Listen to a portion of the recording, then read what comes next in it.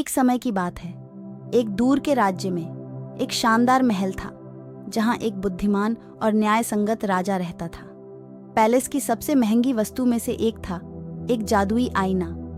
यह आईना किसी की भी सच्चाई को प्रकट करने की शक्ति रखता था, जो उसमें झांकता था।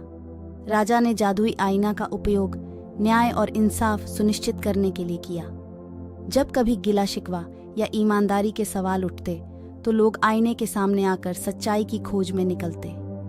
एक दिन एक दुष्ट जादूगर ने जादुई आईना के बारे में सुना और उसकी शक्ति में अधिकार करने की इच्छा की।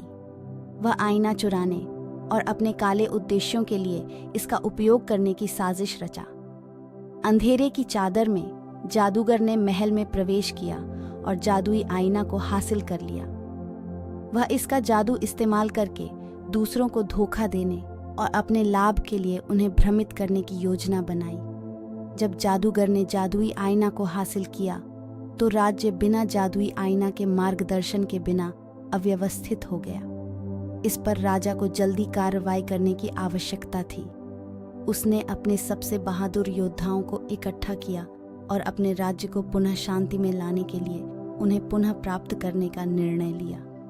अनेक परीक्षणों और चुनौतियों के बाद राजा और उसके योद्धा अंततः जादूगर के संग्रहण स्थल में पहुंचे।